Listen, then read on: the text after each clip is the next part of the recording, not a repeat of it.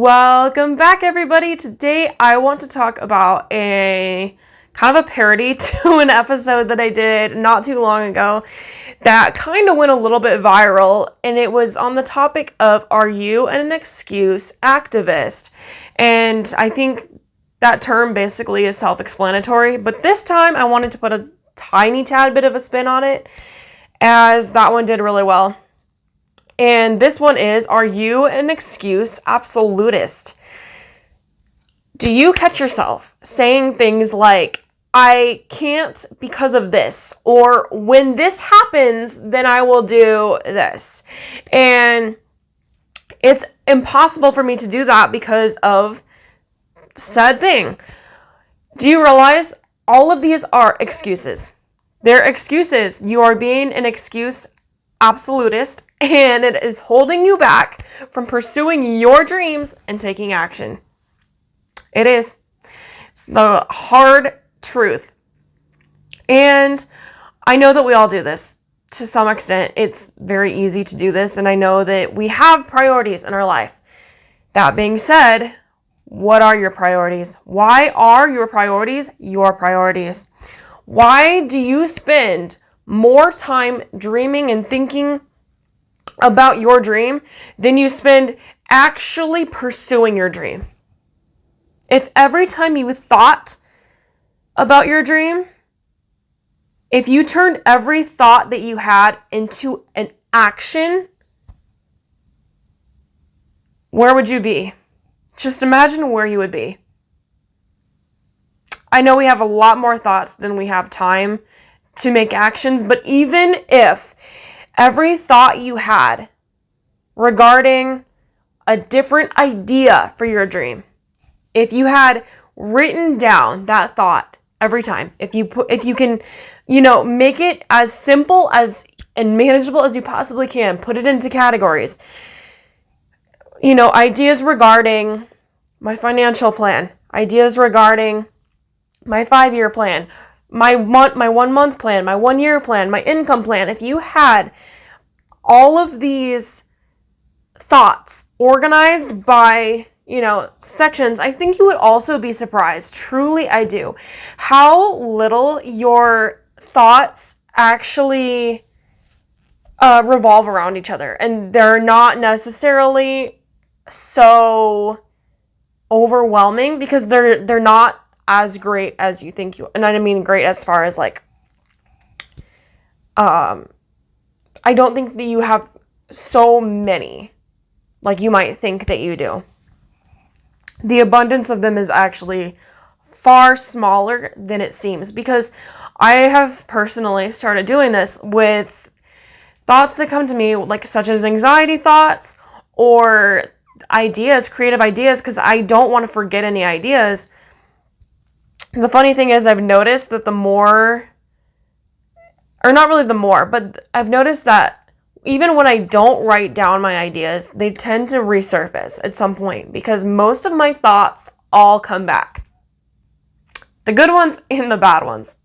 What's interesting, though, is how I've noticed, again, writing down my thoughts, even if I forget that I've written it down and then I go back to it later to write it down again, I'm like, oh, I already wrote this down, which is really honestly reassuring instead of annoying, because I'm like, that's good. I'm on it, and it's cool that my thoughts line up. It's like that. It's kind of like a security thing. Like, you know what?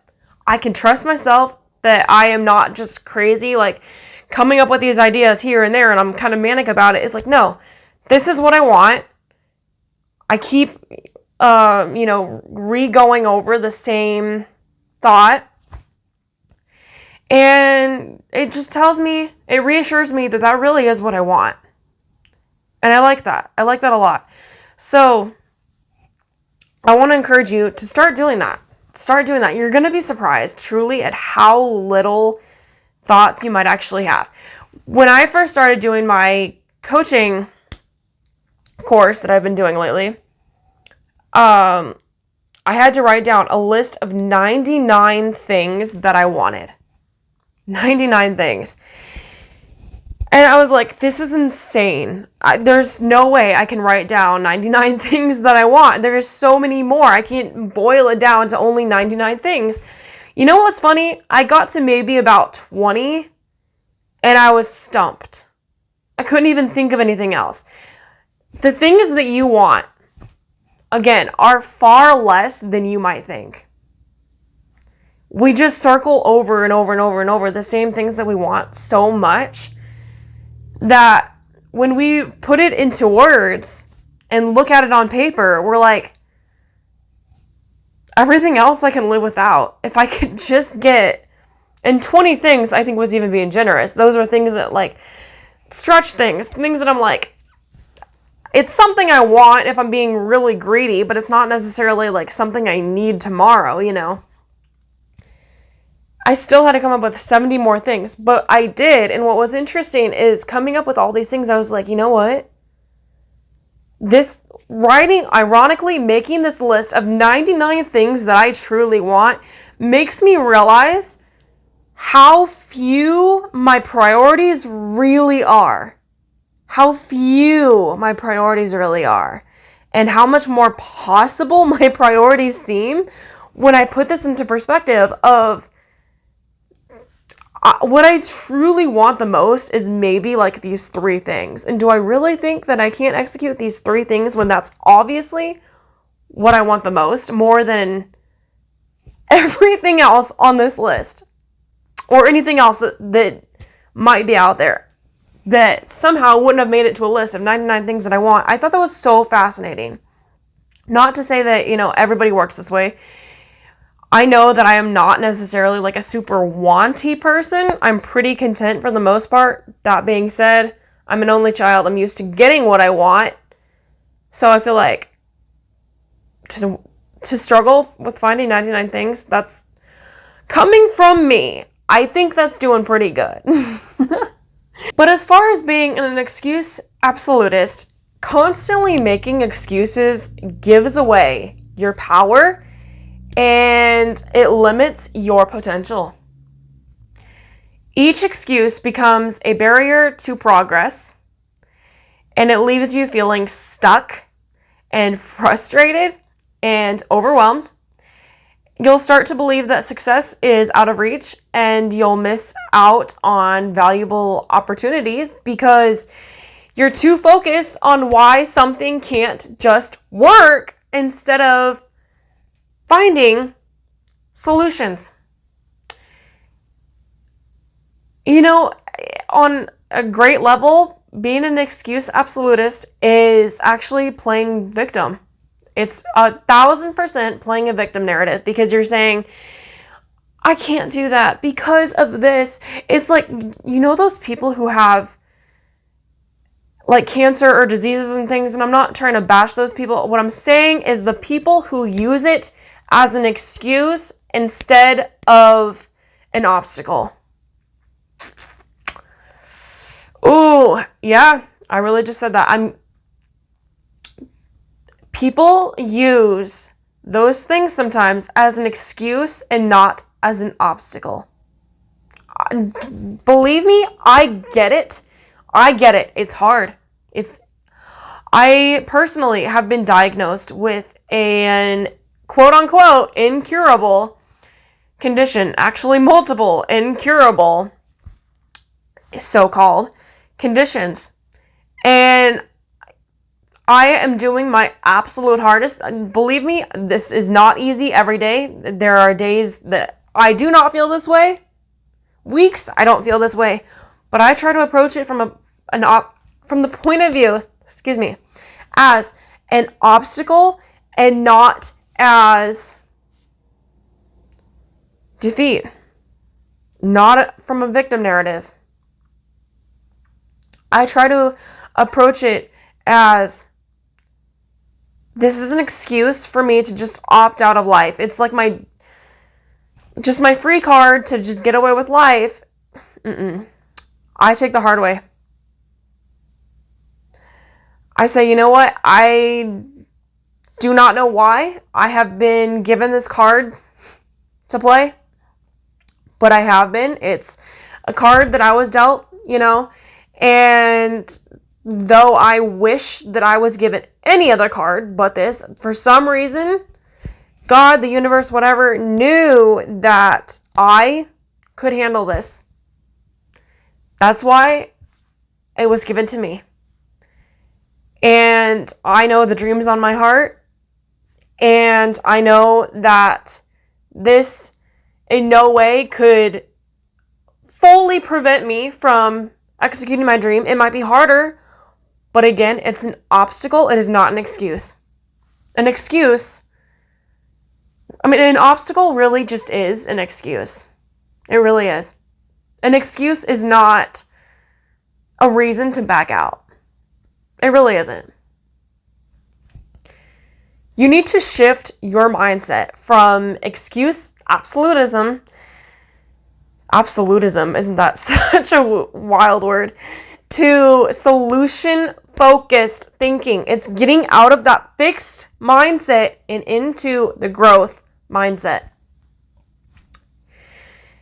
Instead of saying, I can't because of this, ask yourself, how can I make this work despite my challenge, despite the disorder, despite the circumstances? You know, some of the greatest entertainers of all time have had the biggest setbacks. Look at Beethoven. Of course I'm blanking out off the top of my head. Taylor Swift, for an example. Why am I only thinking of singers? Oh no, Beethoven wasn't a singer, was he? Musicians is what I'm trying to say. Taylor Swift had so much rejection, if you know her story at all, trying to get to where she's at. Look at her now, literally the biggest pop star in the entire world. She could have used all of the backlash and rejection that she faced when she was trying to start her career as an excuse and let it hold her back. But instead, she used it as an obstacle. And look at her now. Look at her now. Just imagine the things that you could accomplish if you do not let obstacles hold you back. If you do not use obstacles as an excuse. Reframe your language to focus on the possibilities, and you'll start to see options instead of obstacles. You will see options instead of obstacles. You can look at an obstacle and go, I could use this as an excuse, or I could figure out my way around it. Take accountability for your dreams. This will empower you to find solutions and take steps towards the success that you deserve. It will. Take accountability for your dreams. You cannot change what you don't acknowledge. Nobody else can see the vision that you have for your dream. Nobody else can see it. People tell you that it's impossible because they don't see how it's possible, but you do. You see the possibility. You see the potential. You see it because it's your dream. It's not theirs. It's yours. That's why it's called a dream. Right? That's why it's called a vision. Because you see something that they don't. So don't let them tell you can't do it. Don't let them narrate your dream. They are not going to take accountability for your dreams like you will. So don't let them. You take your accountability for it, though, because it's yours. It is yours and yours alone. It is yours to claim. So claim it. Claim it. It's that easy. For more, find me on almost any social media platform at Make Waves Coach. I post lots of free inspirational content almost every day. Also, find my entertainment platform at Mermaid Cassandra on almost any social media platform. You can check out my book available for purchase in the link in the description below. Also, check out my podcast, Make Waves Coach, at Mermaid Cassandra, available every place podcasts are found. I will talk to you guys soon. Go out there and make waves. Mwah!